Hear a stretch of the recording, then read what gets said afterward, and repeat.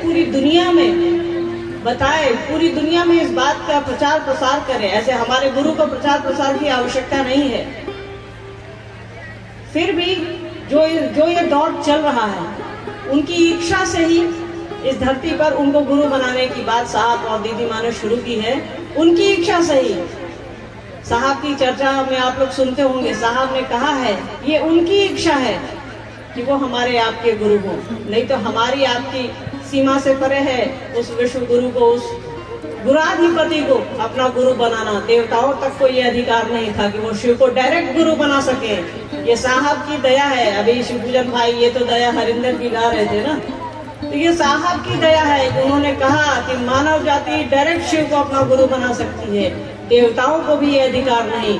उनके गुरु विश्वामित्र थे जो शिव के शिष्य थे और वो देवताओं के गुरु रहे। शुक्राचार्य जो राक्षसों के गुरु थे और वो शिव के शिष्य, ऐसा शास्त्र कहते हैं। तो इससे बड़ी बात क्या होगी कि हमारे आपके गुरु शिव हैं और साहब ने ऐसा हम लोगों को अधिकार दे दिया, ऐसा प्रेम दे दिया, ऐसी सीढ़ी दे दी जिसका सहारा लेके हम आप उस देवाधिदेव महादेव को, उस महेश्वर को, परमेश्वर को, परमात्मा को अपना गुरु बनाते हैं, जो हम सबों के घरों में पूजित है। ऐसा कोई परिवार नहीं होगा जिसके घर में महादेव की पूजा नहीं होती होगी, जिसके घरों में कोई मांगता नहीं होगा उससे। ऐसा कोई भी परिवार नहीं होगा। इस धरती का कोई भी घर, विशेषकर भारत भूमि, ऐसा कोई भी परिवार नहीं होगा जहाँ शिव की पूजा विभिन्न स्वरूपों में। आप दक्षिण भारत जाएंगे तो वहाँ दक्षिणामूर्ति के रूप में पूजा होती है। वहाँ आप कहीं और जाएंगे तो महाभैरव के रूप में पूजा होती है। हमारे आपके घरों में शिव गौरी की पूजा होती है। कुछ दिन पहले, 1-2 महीने पहले हमारे यहाँ तीज की पूजा होती है, जिसमें वो महिलाएं पति के लिए, लंबी उम्र के लिए करती हैं, तीज व्रत करती हैं। वहाँ शिव गौरी की पूजा करते हैं। हमारे आपके घरों में वो समाये हैं, उनको बस दिल में समाना है, घर के कोना से निकाल करके अपने दिल में रख लेना है।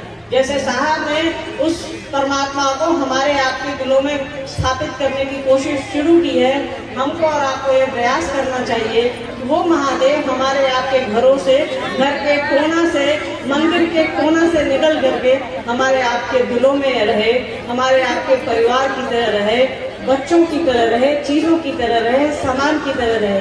अभी हम लोग इतने सारे लोग हैं, सबको पता होगा आपकी चप्पल कहाँ है, सारे लोगों को पता होगा कि मेरी चप्पल कहाँ है। ज्यादातर लोग तो पहन करके ही बैठे होंगे। देखिए, मैंने भी अपना मोजा नहीं उतारा है, कहीं गुम ना हो जाए। छोटी सी चीज है ये।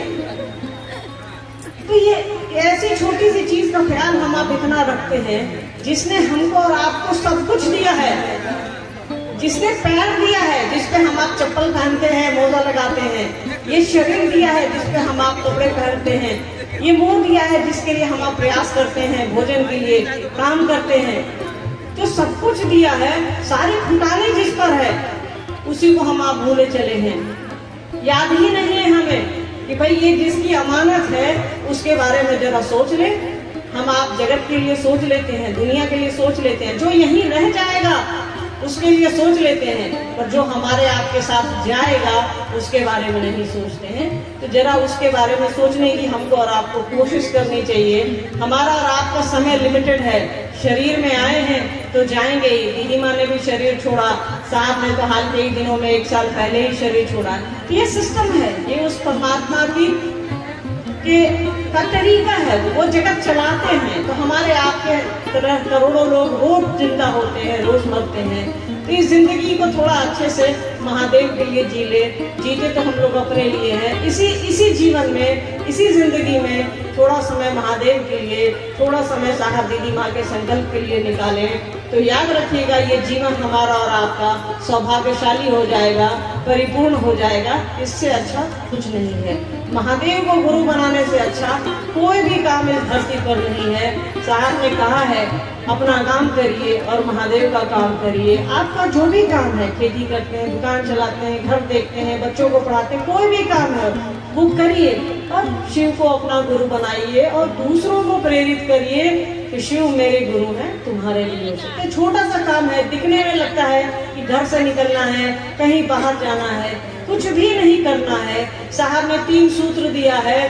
पहले सूत्र को पकड़िए, जैसे किसी को अपना समझते हैं, किसी से प्रेम हो जाएगा, लगन लग जाएगी, तो दूसरा काम अपने आप हो जाता है। ज्यादातर महिलाएं हैं यहाँ, गुरु बहनें हैं, हमारी आपकी शादी होती है, धीरे धीरे हम लोग लाख झगड़ ले अपने पतियों से, अपने परिवार से, पर जब मायके जाते हैं थोड़े कह देते हैं कि उनसे झगड़ा हुआ है, नहीं कहते हैं, क्योंकि वहाँ प्रेम है, परिवार से प्रेम है, पति से प्रेम है, पत्नी से प्रेम है, बच्चों से प्रेम है। तो जहाँ प्रेम होगा अपने आप उसकी बड़ाई निकल जाती है। तो साहब ने पहला सूत्र दिया कि हे शिव आप मेरे गुरु हैं। 3 सूत्र है ना ध्यान में। पहला सूत्र है हे शिव आप मेरे गुरु हैं, मैं आपका शिष्य हूँ। साहब से बड़ा कोई वैज्ञानिक, कोई मनोवैज्ञानिक धरती पर नहीं है जो मानव मन को, जो हमारे मन को, हमारे दिमाग को पढ़ सके। उन्होंने पढ़ा और समझा कि सबसे पहले इंसान प्रेम करता है। बच्चे जब जन्म लेते हैं वो नहीं जानते कि मेरी माँ कौन है, मेरे पिता कौन है, पर वो सहज, साहब ने लिखा है शिक्षानुभूति में कि सहज प्रेम से परमात्मा लभ्य है। तो प्रेम ही एक ऐसी चीज है जो बच्चे को, जो शिशु को, छोटे से बच्चे को, जन्मजात शिशु के पास है, जो माँ बताती है कि ये पिता है, ये दादा है, ये नाना है, ये भाई है, ये बहन है, वो नहीं जानता है। वो प्रेम ही है उसके पास, जिसकी सीढ़ी पकड़ के वो अपने रिश्तों को पहचानता है। ये प्रेम हमने उसे नहीं दिया है, तो ये प्रेम परमात्मा ने उसे दिया है, देकर इस धरती पर भेजा है। उसके पास बस एक वही चीज है जो परमात्मा ने देकर भेजी है धरती पर। आप किसी को कहिए कि तुम मेरे हो, बोली में ही झगड़ा करते रहिए, धीरे धीरे आपका और हमारा मन समझ जाता है कि ये मेरा है। तो पहले सूत्र पर ध्यान दीजिए। साहब ने कहा है कि हे शिव आप मेरे गुरु हैं, मैं आपका शिष्य हूँ। तब उन्होंने कहा है कि सरकार दया करिए। पहले उन्होंने कहा है कि पहले अपना बनाओ, आप मेरे हैं, मैं आपका हूँ, मुझ शिष्य पर दया कर दीजिए। इससे खूबसूरत लाइन इस अध्यात्म पर, धरती के अध्यात्म में इससे खूबसूरत लाइन नहीं है कि किसी को ये बताइए कि आप मेरे हैं, मैं आपका हूँ, अपना समझ लीजिए। इसका छोटा सा उदाहरण हम आप ऐसे समझ सकते हैं कि जब हम लोग कहीं जाते हैं स्टेशन पर, रेलवे स्टेशन पर या बस स्टैंड पे, देखते हैं कई लोग, गरीब लोग बेचारे सब हमसे और आपसे या किसी से भी भीख मांग लेते हैं। उस समय हमारी इच्छा पर निर्भर करता है हम उसको 1 रुपया दे या नहीं दे, क्योंकि वो भीख मांग रहा है, उससे हमारा आपका संबंध नहीं है। पर एक गुरु भाई, गुरु बहन जो बोली में ही सही, कंगन पहने ही सही, भले शिव शिष्य हो या ना हो, अगर हमसे और आपसे 1 रुपया मांगते हैं तो क्या हम लोग नहीं देते हैं? क्या दे देते हैं, क्योंकि कहीं ना कहीं हमारे आपके जहन में बैठा है कि ये गुरु भाई है, गुरु बहन है, एक अपनापन है उससे। तो हम आप सोचते नहीं हैं, जहाँ भी अपनापन होगा हम आप सोचते नहीं है देने से। तो जैसे वो गुरु अपने होंगे, हमको और आपको देने से वो सोचेंगे नहीं। वो परमात्मा भी है और गुरु भी हैं, तो उस परमात्मा को तो कोई फर्क नहीं पड़ता, वो दुनिया चला रहे हैं, हम आप मांगते रह जाएंगे, उनको कोई फर्क, जो उनको देना है वही देंगे, जो लेना है वही लेंगे। पर गुरु एक ऐसी सत्ता है जो हमारे आपके लिए बेहतर होगा वो देते हैं, जो बेहतर नहीं होगा वो नहीं देते। गुरु का ये काम है। मास्टर साहब का काम रहता है कि बच्चों को होमवर्क मिले, पर वो देखते हैं कि बच्चा को बुखार तो नहीं है, बच्चा स्वस्थ है, होमवर्क बना के लाया है। अगर बुखार लग गया, शिवपूजन भाई तो शिक्षक हैं, ये बेहतर बताएंगे कि जो बच्चा बीमार हो जाता है क्या उसका टास्क मांगते होंगे? नहीं मांगते।